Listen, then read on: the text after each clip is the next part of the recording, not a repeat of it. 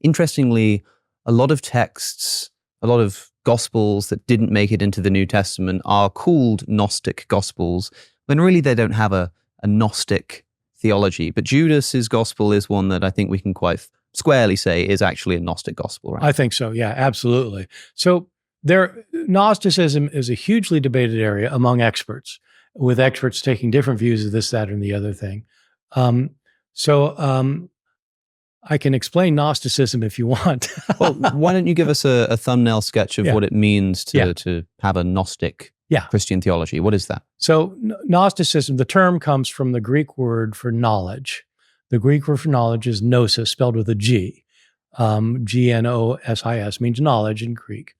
There were a number of Christian groups in the 2nd and 3rd centuries, especially, starting out probably somewhat after the New Testament period, who maintained that Jesus brought salvation not by dying on the cross and being raised again, but by delivering the secret knowledge that was necessary for people to learn so that they could escape the material trappings of their body to go to a spiritual heavenly realm. The basic idea behind this is a kind of a dualism where there's a spiritual realm that is good and positive, and there's a material realm that is really quite awful. And so our suffering comes because we're material beings. And so our bodies can get injured, we can starve, we die, bad things, we get diseases, bad things happen to us because of our bodies. And so the material world itself is a problem. And so in these Gnostic religions, the material world did not come into existence by the creation of a good God. The material world came into existence because of a cosmic disaster. And before the cosmic disaster, there was only a spiritual realm with divine beings. But because of things that happened in this realm, eventually there was a disaster that happened that led to the creation of the material world. And it led some elements of the spiritual world to be trapped here in human bodies. So some people have a divine spark within them, a part of the divine within them. And the goal of the Gnostic religion is to allow them to escape their material trappings, to return to their spiritual home. And that can only happen if they receive correct knowledge, gnosis. And so these Gnostic texts are largely about the revelations of the secret knowledge that can bring salvation. Yeah, interestingly, a lot of these non-canonical Gospels don't even mention a crucifixion, a resurrection, which in the canonical tradition is the story of Jesus. That's the most important thing. And these don't even contain those stories at all a lot of the time. Well, that's right. Some of them, such as the Gospel of Thomas, I think you've done a thing. There's questions about whether to call that Gnostic or not. But the Gospel of Judas does not have a death and resurrection. There are other Gnostic Gospels that are even more interesting, in which the crucifixion happens, but it's not at all what you think. And so there's one that's called the Apocalypse of Peter. There are actually 2 apocalypses of Peter, but this one is a Gnostic apocalypse of Peter that is Peter looking at the crucifixion from a hillside, talking to Jesus, or talking to Christ, who's next to him. He's talking to him, and he sees down below Jesus being arrested and crucified. And he says, who am I seeing? Who's that on the cross? And he looks closer, and there's another figure above the cross, which is also Christ, who's laughing at the person being crucified. What is going on here? And so Jesus explains to him, well, the one above the cross is his spiritual being, and the one on the cross is the fleshly being. And he starts explaining that Jesus Christ is 2 things. Jesus is the man who can get crucified that belongs to the God of this world. Christ is the spiritual Christ that has temporarily filled Jesus and has now escaped before he dies because the spiritual realm can't suffer. Yeah. It goes on like this. But he's seeing Jesus crucified, and Christ is not crucified. The man Jesus is being crucified. It's so easy to see why people are attracted to these texts because they're just so phenomenal. And I mean that in the literal sense. They are just filled with these unimaginable images that completely transform the way that you would think about theology, cosmology, and the person of God. People have this kind of draw to this kind of Gnostic thing. In my experience, what people are drawn to is kind of the summary of the basic ideas, like what I just, I could take about maybe 10 minutes to lay out what happens in this Apocalypse of Peter, and that would sound really interesting. But when people try to read it, the details are so mind-boggling. They're so mind-boggling, they just don't make any sense to people. Yeah. And so people kind of love to talk about it in general terms, which is, so do I.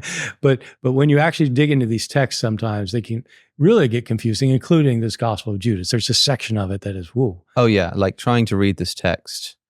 I mean, it was almost disappointing when I finally sat down relatively recently and decided to read through the whole thing. You know, let's actually go in order. Let's read it, and it's not long. You know, it takes half an hour maybe to read it. I'm a slow reader, and I must say that it was almost disappointing in the sense that I couldn't understand a blind word of it half the time. Yeah. It was just completely over my head, which is part of the reason why I wanted to sit down with you and talk to you about it, because to me this is an impenetrable text in many ways. Well, it is, and even scholars have to read and reread it. And but you know, it's one of these kind of weird phenomena. We get this in other realms of knowledge where when somebody explains the kind of the basic thing, it sounds amazing, but like actually looking at how they get there. I mean, it's like, you know, quantum physics or something. Right. If somebody explains how quantum mechanics work, you say, oh man, that's really interesting. But then you try to read like like one of the experts is talking to another expert, you say, oh my God, I have no idea what you're talking about. In the Gnostic tradition, you've spoken about this idea of the sort of real heavenly realm and this terrible or evil or accidentally created earthly material cosmos. What are some of the ideas about how this beautiful, perfect, divine realm gives birth to this horrible, evil material world? I mean, it's sort of almost in these texts, and we'll talk about this, you get the idea of there being like different gods or like a different creator of the material universe. Yeah. The creator of this material universe, if it's so bad, is that creator evil, incompetent? Is it the same creator? Is it a different creator? Like what's going on there? Yeah, so they're different. So when people have told you that like such and such a text is probably not Gnostic, like if someone says, you know, the Gospel of Thomas is not Gnostic, what they typically mean by that is it doesn't lay out this kind of foundation of what's going on in the divine realm and how this world came into being. It doesn't lay out that. And that's always expressed in Gnostic texts by myths. They tell myths, stories about how all this happened, how the divine realm came into being, and then how this material realm came into being. And these are complicated myths that are just mind-numbingly dense. But their basic idea is that in the basic Gnostic myth, if you have to kind of summarize it and kind of simplify it, but summarize it, is Gnostics maintained that the ultimate divine being is completely spiritual, nothing material at all about this thing. And this is not only a God that nobody knows, this is a God beyond our imagination. And it's not only that nobody knows him, nobody can know him because there's nothing physical about him. It's, you know, you can't see him, you can't touch him, you can't hear him, there's nothing, so you can't know him. But then once they say you can't know him, they start describing him. It's just like, you know, when I was a fundamentalist Christian, we'd say, you know, God is far beyond anything we can imagine. Yeah. And these are his attributes. So it's kind of like that. So you have this God, you have this divine being who for one way or another, for some reason or another, starts emanating other beings who are also spiritual beings. And sometimes these are called eons. Yes. And these eons start getting emanated from him. Sometimes they can be things like his characteristics. So like this God is eternal. And so eternality becomes a kind of a being. This God is life. And so life becomes the thing. This God is spirit. So spirit becomes its own thing. This God is truth. And so truth becomes its own thing. And so you have these kind of things that become sort of like new divine beings that come off of this other being.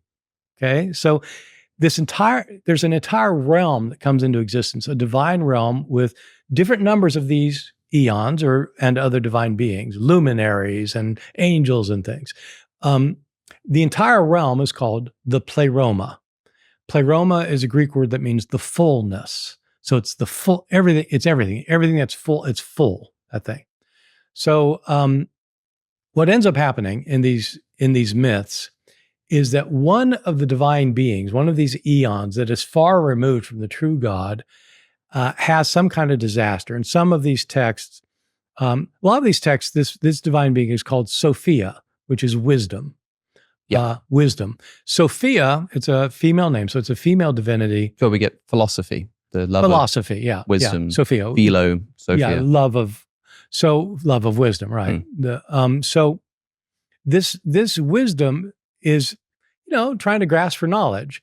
And so in some of these traditions, what happens is Sophia, this female divinity, reaches for knowledge of the entire pleroma, and she overreaches herself, and she falls. Like you're on a tree, and you fall.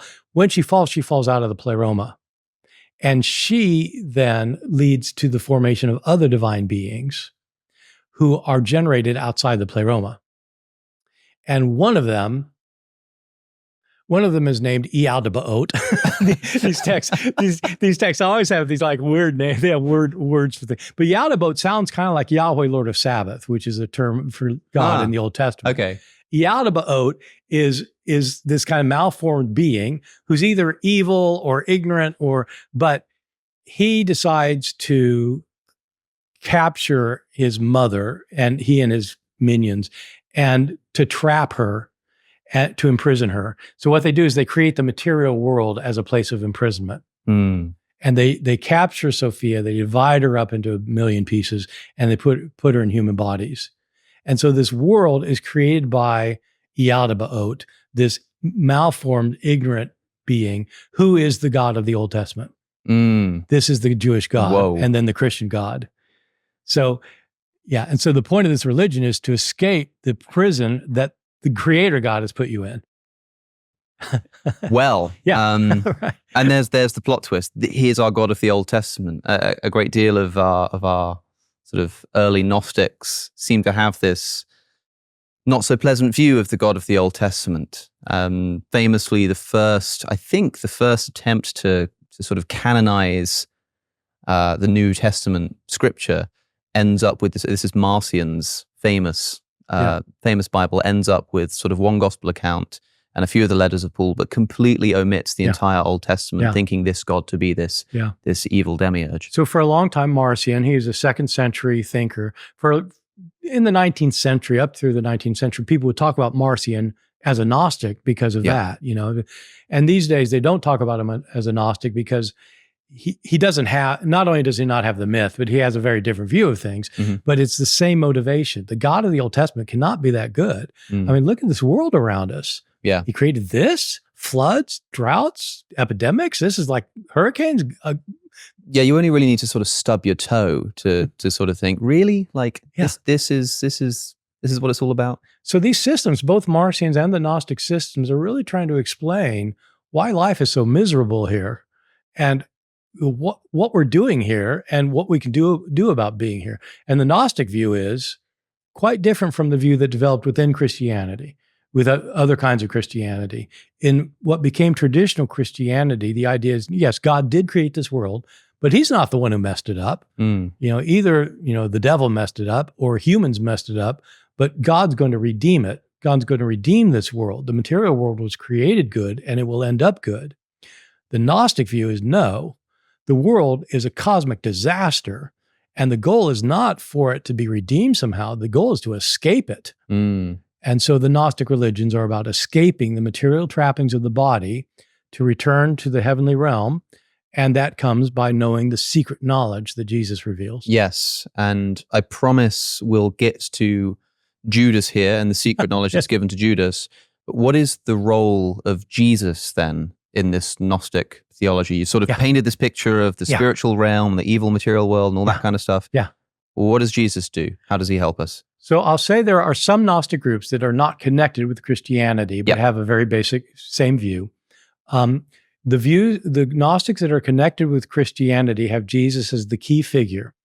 The problem is people have to have the knowledge of how this material world came into existence and what the pleroma is and how they can escape. But this is not knowledge you can figure out by just looking around.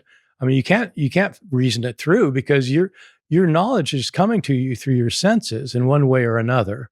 You can come up with thoughts inside your head, but you've got to have something to base it on, and it's based on our senses. And so you can't figure out the secret. So the only ones who know the secret are the ones up in the pleroma. And so in the Gnostic tradition, what happens is one of the eons in the pleroma comes down in order to reveal the secret knowledge. To reveal the knowledge, he has to be in human form. And so there are two major ways that Gnostics do this, both of them involving Jesus. One is that Jesus is an eon who's come down who only seems to be human. He can't really be a flesh and blood human because that would make him material, would make him trapped in this evil world. He can't participate in this evil world. So he only seems to be human. So he looks like a human, he talks like a human, and feels like, he seems to be human, but it's all an appearance. And when he reveals the secret knowledge, then he just returns. That's one view, and that's called Docetism. Docetism comes from a Greek word, dokeo, which means to seem or to appear. Jesus seemed to be a flesh and blood human, but he wasn't. Okay, so that's one view about how the knowledge comes. Jesus brings it in the appearance of a human. The more common way Gnostics did it was to say that there was a man, Jesus. He was born to Joseph and Mary. They had sexual intercourse. The child is born. It's a person. He's very righteous. So he's the one that the eon decided to come down and inhabit temporarily. And so, for example, some Gnostics thought that when Jesus got baptized, the man Jesus, very righteous man, he's the one chosen, he gets baptized. And in the Gospels, the Spirit of God comes upon him. And in the Gospel of Mark, it actually says the Spirit of God comes into him. And Gnostics say this is when the divine eon came into Jesus, and that's when Jesus became the Christ. Which also helps us clear up some of these troubles about the young Jesus, in that you sort of have these questions. Well, if Jesus is this spiritual being, maybe God himself, like is this a baby that's crying and doesn't know how to do his times tables? You know what I mean? It's a little bit weird to imagine young Jesus in that way, and this would help to clear that up as well. And that's why you have later Christian gospels, other gospels that are not Gnostic, that are portraying Jesus as a baby, as a wonder worker, as a 5-year-old, a mischievous son of God. But it's partly to counter this idea of the Gnostics. It's not until the baptism, that the Christ comes into him. So once that happens, then he can start doing his miracles, and he can do whatever, he can deliver his teachings. And for the Gnostics, what really matters are the teachings. And so Jesus then starts delivering his secret message to the disciples. And at the end, when Jesus is crucified, that's when the divine element leaves him, because the divine cannot suffer. So the eon can't suffer. And so, again, from the Gospel of Mark, Jesus is dying and he cries out, my God, why have you left me behind? Why have you forsaken me? And so literally— another great mystery, another really confusing moment for the canonical tradition. Yeah, why would God forsake Jesus? And people have their explanations, of course. He takes sin into himself. And so they have their explanations. Other theologies are available. Yes, other theologies are available. The Gnostic idea is that Jesus had left him, that Christ had left him, and so he dies by himself. And that's this teaching of this apocalypse of Peter I was talking about, because Peter actually sees it happen when Christ leaves him. So that prevents the eon from having to be a human being, both of those, the Docetism and this other view where Jesus and Christ are separate beings. So Jesus then is the one who delivers the secret knowledge. And in many of the Gnostic traditions, the body of Jesus is brought back from the dead, and the Christ comes back into him. And now in the resurrection, he really delivers the secret knowledge. Yep. So during the lifetime, he was teaching the crowds and stuff, and now he's got the disciples to himself, and he spills the beans, what's really going on, and they're the only ones who know it. If you enjoyed that clip, then you will love the full episode with Bart Erhman, which is available via the link that's currently on your screen. Thanks for watching, and I'll see you in the next one.